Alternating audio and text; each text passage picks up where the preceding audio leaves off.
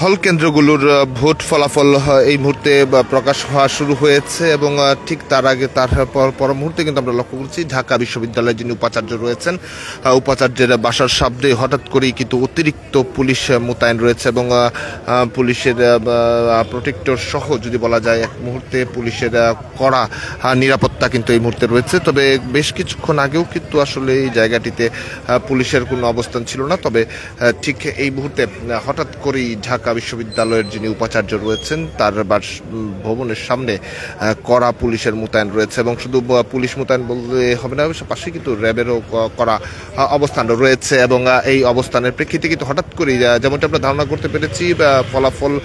কেন্দ্রীয় ফলাফল ঘোষণার আগ মুহূর্তেই আসলে পুলিশের অবস্থান বাড়ানো হয়েছে। তারপরই কেন্দ্রীয় যে ডাকসু যে যিনি কে হবেন ভিপি এবং জিএস তার চূড়ান্ত ঘোষণা কিন্তু অল্প কিছুক্ষণের মধ্যে হবে, যে কারণে হঠাৎ করেই কিন্তু সেই ফলাফল ঘোষণার জন্যই কিন্তু হঠাৎ করেই ঢাকা বিশ্ববিদ্যালয়ের ভিসি তার বাসার সামনে পুলিশ মোতায়েন রয়েছে এবং ঠিক যদি বলা যায় আমরা একটু দেখাতে চাই যদি পুরো বাসাটির সামনে কিন্তু আসলে পুলিশ একদম পুলিশের যে কড়া অবস্থান সেটি কিন্তু আসলে ঘিরে রেখেছে। আমরা সেই দৃশ্যটি কিন্তু দেখাতে যাচ্ছি আপনাদের এই মুহূর্তে। যেমনটি আলোচনা হচ্ছিল এক ধরনের উত্তপ্ত পরিস্থিতি কিন্তু সন্ধ্যার পর থেকেই ঢাকা বিশ্ববিদ্যালয় জুড়ে কিন্তু এক ধরনের উত্তপ্ত পরিস্থিতি ছিল ডাকসু নির্বাচনকে ফলাফল ঘোষণাকে কেন্দ্র করে ছাত্রদল এবং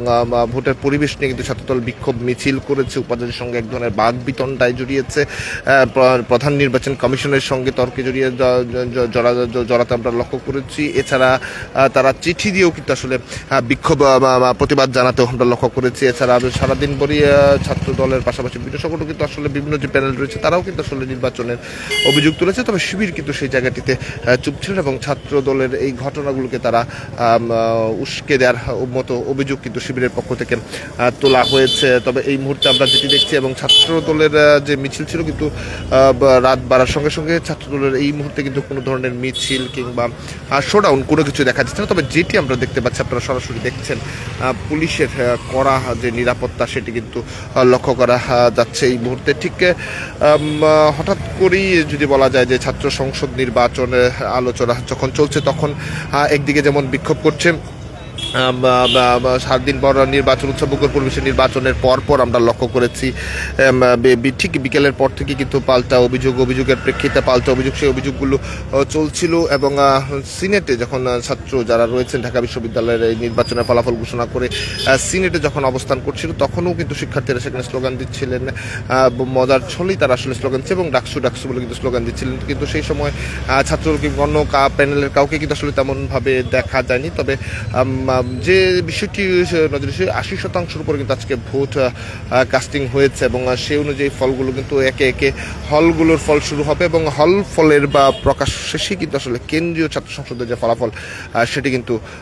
আমরা জানতে পারবো এবং যেটি অল্প কিছুক্ষণের মধ্যে প্রকাশ হবে এবং সেটি প্রকাশের আগেই কিন্তু পুলিশের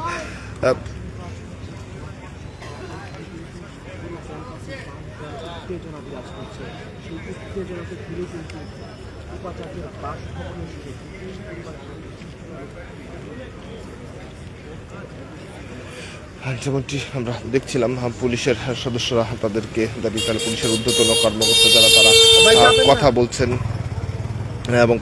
এবং ঠিক এই মুহূর্তের পরিস্থিতি কিন্তু এটি ডাবিবিসির বাসার সামনে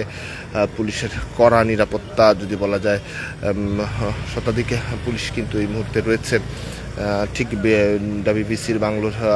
পাশে এবং তার পাশে কিন্তু র্যাবের সদস্যরা মোতায়েন রয়েছে এবং এখন যদি বলা যায় ছাত্রদল কিন্তু আসলে এইদিকে কিন্তু ছাত্রদলেরও মিছিল।